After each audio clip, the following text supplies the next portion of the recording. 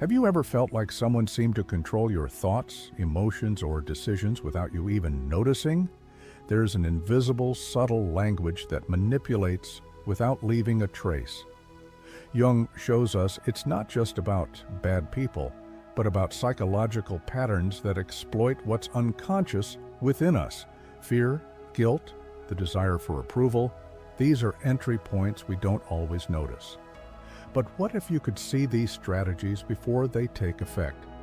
What if understanding the human shadow could free your energy and help you regain control of your life?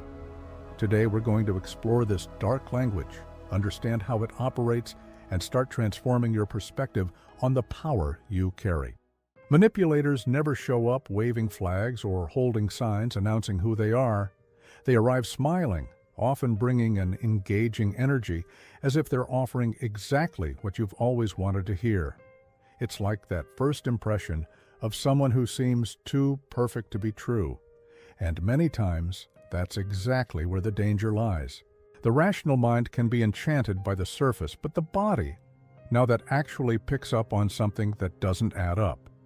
The problem is, we've been trained to trust what we see more than what we feel.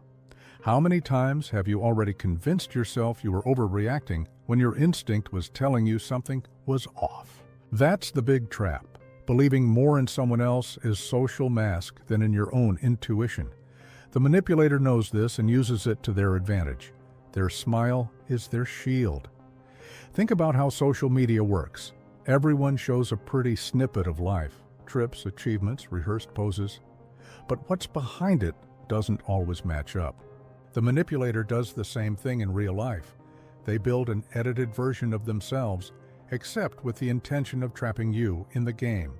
While you're enchanted by what they're showing, you don't notice what they're hiding, and it's precisely behind this facade that the psychological game begins. The smile that seems sincere, the gaze that conveys trust, the charming speech, everything can be serving something much darker.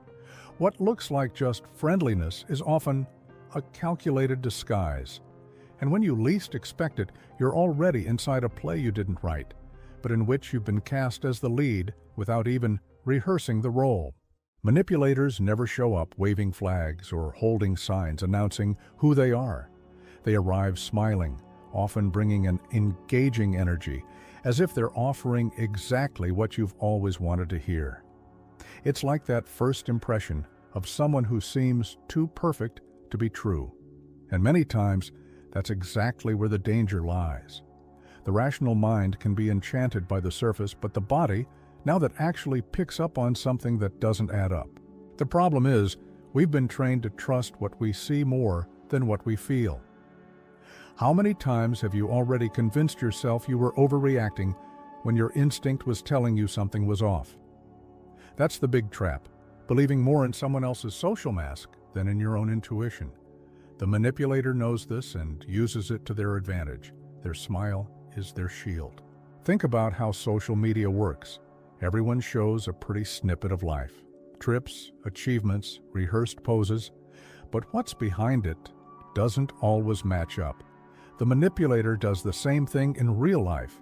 They build an edited version of themselves, except with the intention of trapping you in the game. While you're enchanted by what they're showing, you don't notice what they're hiding. And it's precisely behind this facade that the psychological game begins. The smile that seems sincere, the gaze that conveys trust, the charming speech. Everything can be serving something much darker. What looks like just friendliness is often a calculated disguise.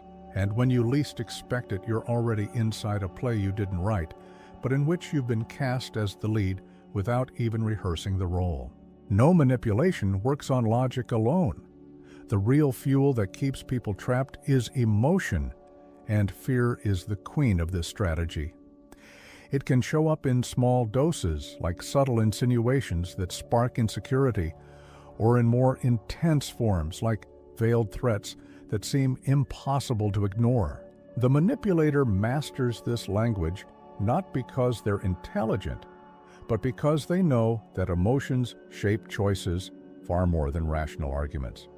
Think about simple situations. A boss who says, "There are plenty of people who want your position." A partner who lets slip, "Without me, you can't make it." These seemingly common phrases carry a disproportionate psychological force. The fear of losing something essential makes the mind bend. Jung reminded us that unconscious fear isn't just a passing feeling, but a force that guides entire destinies, paralyzing the will to act. If you've ever hesitated to make a decision out of fear of disappointing someone, you've felt this mechanism. The manipulator knows how to poke at old wounds, ones that might come from childhood or past experiences, to keep you trapped under their control. They don't need to raise their voice or impose rigid rules. They just plant a doubt, a seed of insecurity, and the rest unfolds almost on its own. This is the darkest trick, making fear seem like an internal voice when it was actually carefully planted from the outside.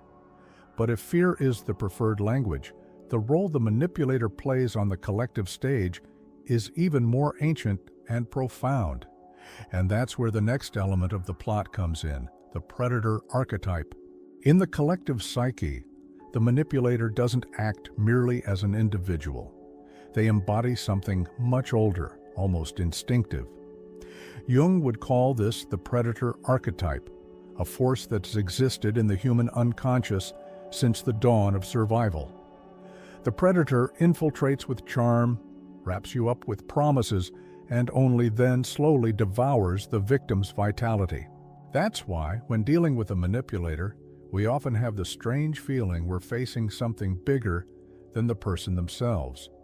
This archetype reveals itself in stories, mythologies, and even in pop culture. From the wolf in sheep's clothing to iconic movie characters, the narrative is always the same. The figure who attracts and imprisons, who seduces to then dominate. The modern manipulator wears this same costume without realizing it, and the more unconscious they are of themselves, the more faithfully they reproduce this role. Jung would say they're possessed by the archetypal psyche. Imagine that friendship that starts with admiration and closeness, but gradually becomes suffocating, draining energy.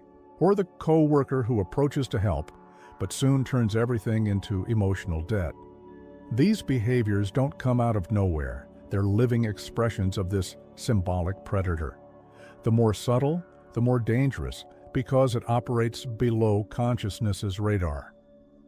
The curious thing is that while we think we're fighting against a person, we're actually facing a universal pattern.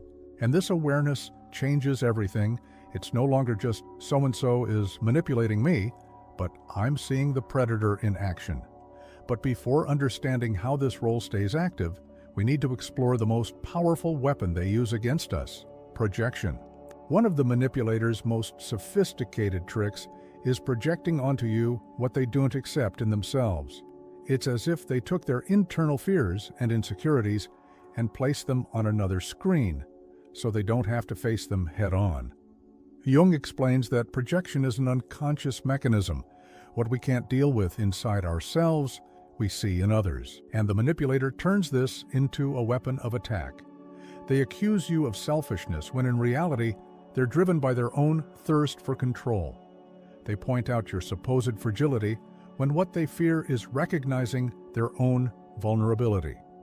This inversion is so convincing that gradually you start believing in the distorted version of reality they create. And that's where manipulation finds fertile ground, when the victim starts doubting themselves. Maybe you've lived through something like this, a relationship where everything you said seemed to turn against you. A simple request became drama, a disagreement became selfishness. This is the theater of projection in action, where the manipulator writes the script but casts you as the main actor. Without realizing it, you carry guilt that doesn't belong to you.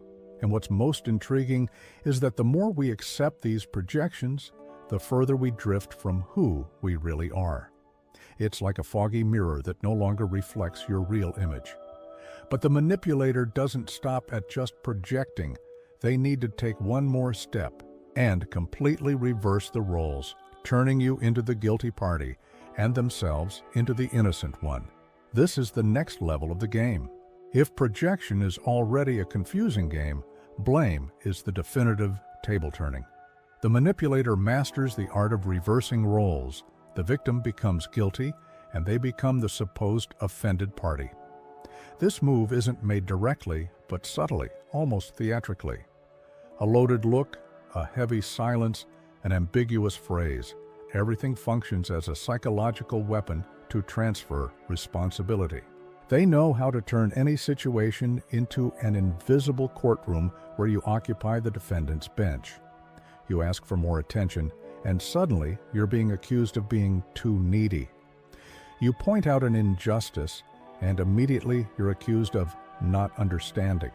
The scariest part is that over time, this inversion starts eroding your confidence. You start apologizing for pain you didn't cause. Jung would call this symbolic distortion, when the unconscious manipulates reality to create a false narrative. The manipulator doesn't just lie to you, they lie to themselves and believe this version. By positioning themselves as innocent, they legitimize their own control and further feed the psychological prison they build around the victim. And this prison has invisible bars. The more you try to defend yourself, the more you seem to be proving the guilt they've already assigned you. It's a cycle with no apparent exit.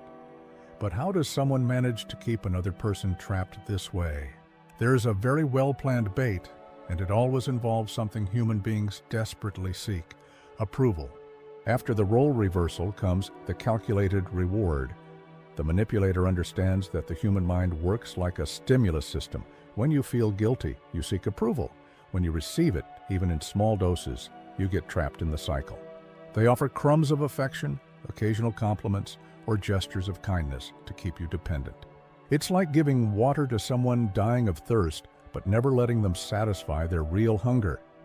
This dynamic creates a psychological addiction. The victim starts believing they need to please to be accepted, when, in reality, they're just feeding the other person's control. The curious thing is that many realize they're trapped, but still remain, because the brain associates those crumbs of recognition with emotional survival. It's like a marionette pulled by invisible strings. Jung explains this happens when a person doesn't know their own worth. Those who don't claim their own essence live seeking external validation, making themselves easy prey. The manipulator just needs to push the right buttons: a smile when you give in, silence when you resist. That way, the dependency deepens and freedom seems increasingly distant. And if manipulation so far seems centered on small personal dynamics, the next step shows something even more sophisticated: the use of rational language itself as a tool of enchantment.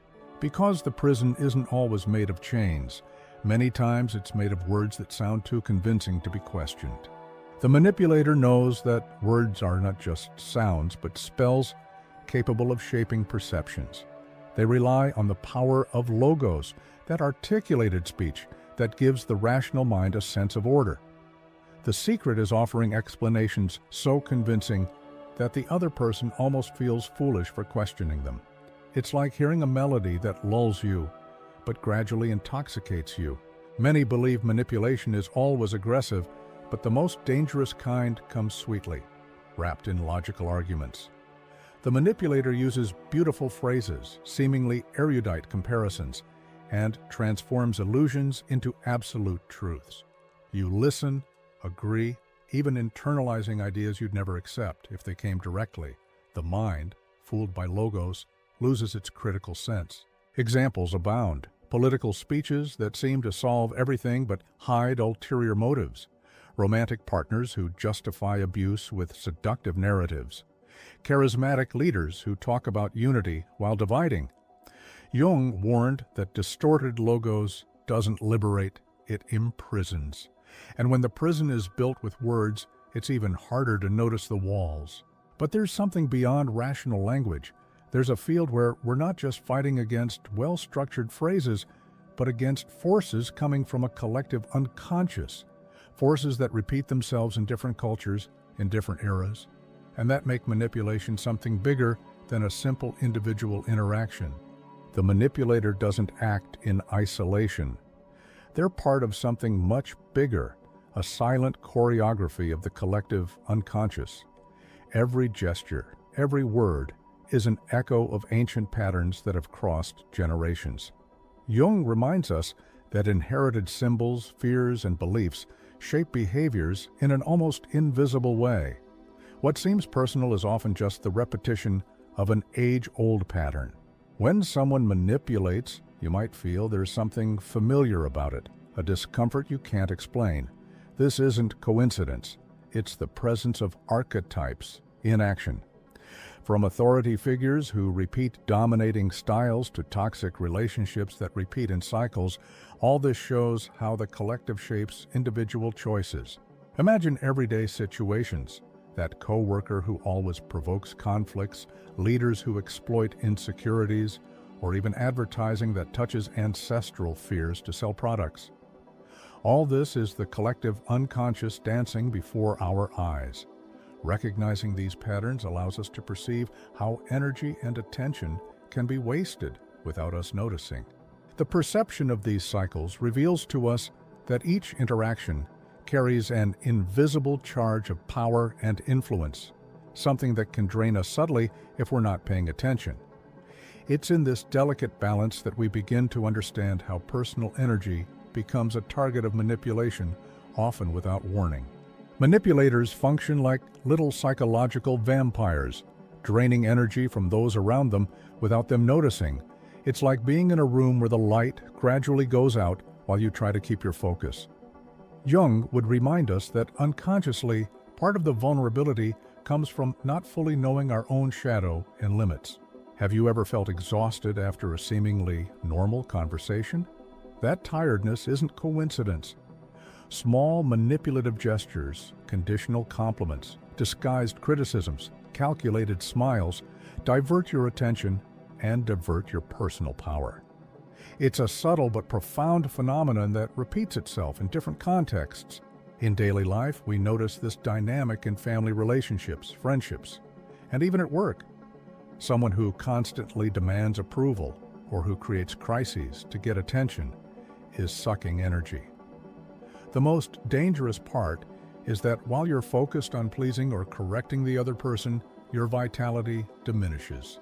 The key is starting to recognize the signs, feeling where your energy is being diverted, and realizing it's not just about individual character, but deeper patterns of the psyche. With this comes the possibility of creating invisible barriers and protecting your vital force. The true strength against manipulation isn't in reacting, but in illuminating what's hidden. When we recognize patterns, we project consciousness onto the unconscious. It's like turning on a flashlight in a dark room, revealing previously invisible details. Jung always emphasized that self-knowledge is the most powerful shield against any influence.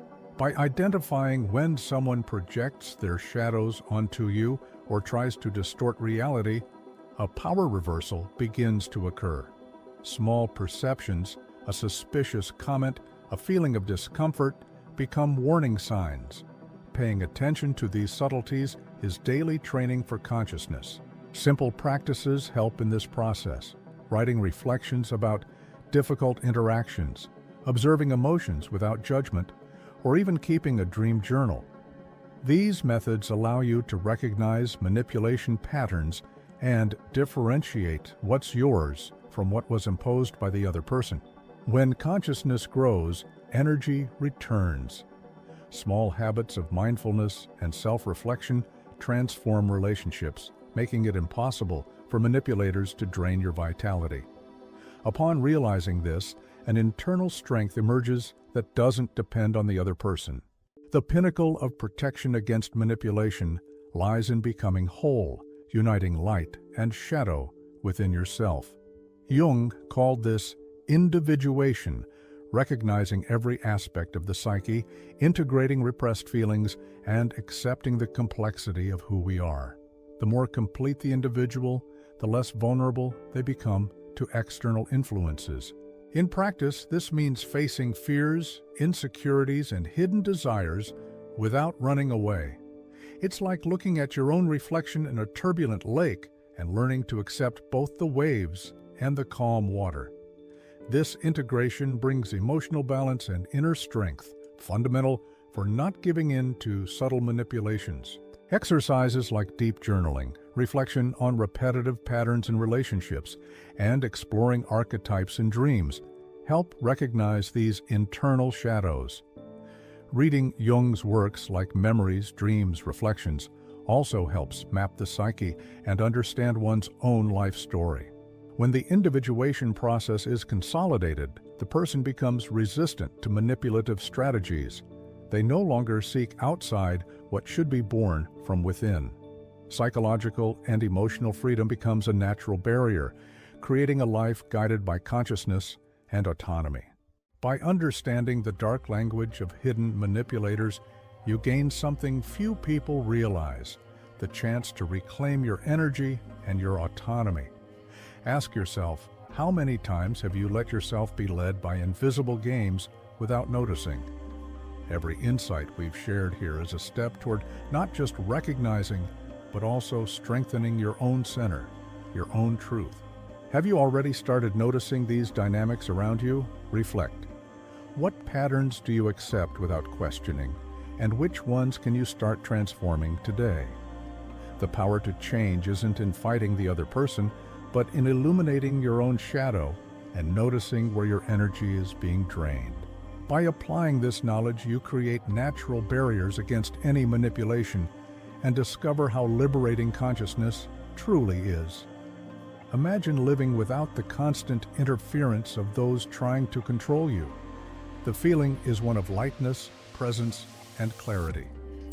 Are you ready to truly become the master of yourself? If this video awakened something in you, share in the comments your experiences or perceptions. We want to know how you've noticed these signs in your life and what small changes you're already practicing.